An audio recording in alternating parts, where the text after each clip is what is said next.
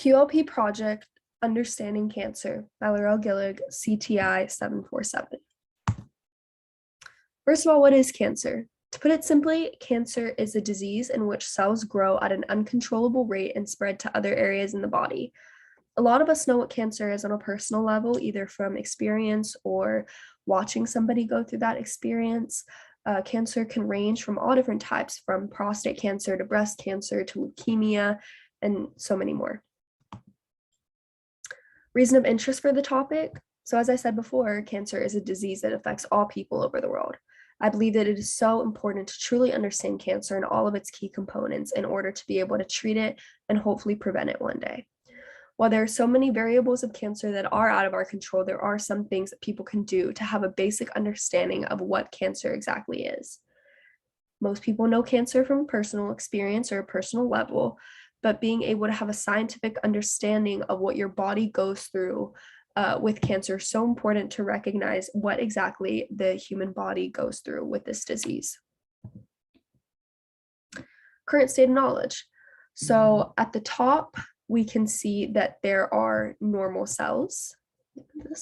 We can see that there are normal cells, and at the bottom, these are cancerous cells that have been affected by cancer. So the blue cells, the normal cells, differ a lot from the red cells, which are the cancerous cells. To start off, cancerous cells continue to divide and grow at a really uncontrollable rate, which is why there are so many more red cells than there are blue cells. Second, there are a lot more variations in sizes and shapes of the cells, which is why the blue cells are a little more constant in how they look versus the cancerous cells are all different types of sizes, shapes, the way that they look.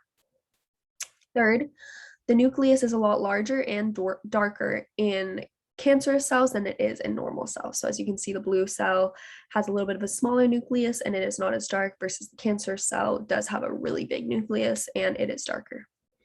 Fourth, there are an abnormal number of chromosomes that are arranged in a disorganized fashion. So as you can see in the blue cell, the chromosomes are arranged in an organized fashion versus the red cells do not have organized chromosomes that are arranged. And lastly, cancerous cells are a cluster of cells without a boundary, whereas the blue cells, they have some type of boundary. While they're, close together, they're still not all a cluster, versus the red cells, they are a cluster. The lack of boundaries is what allows cancer to spread so easily to other parts of the body. So in this picture, there is normal cell division and cancer cell division. So through normal cell division, we start off with a healthy cell, and it splits off through a process called mitosis. And there we have an injured cell, and it goes through apoptosis, which is the process of cell suicide, which is how there is prevention in an uncontrollable rate of growth for the cell. For cancer cell division, there is an apoptosis malfunction, which means that the cells cannot properly commit cell suicide. Therefore, they continue to grow at an uncontrollable rate, which is how cancer really spreads so fast.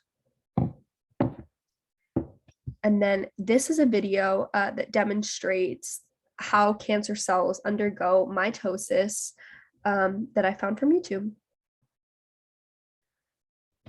So just some facts about the differences between cancer cells and normal cells. To start, they ignore signals that tell them to stop continuing to spread, basically. They tell blood vessels to move towards tumors. They hide from the immune system. They trick the immune system into helping cancer cells stay and grow, which is why cancer can spread to so many different parts of the body at, again, an uncontrollable rate. Cancer controversies. So there are a lot of different controversies that play a factor into cancer and how people get cancer.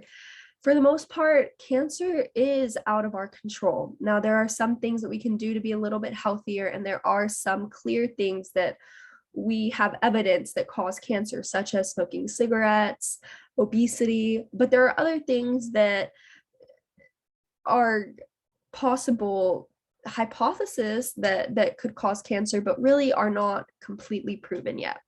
One of those being dairy and milk consumption. There are a lot of studies that say that the main protein in milk, which is casein, that it can cause cancer. However, there is no actual evidence that that is a cancer causing protein.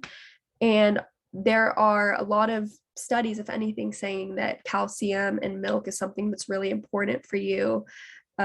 So basically debunking that it would cause cancer. And then these are the works cited.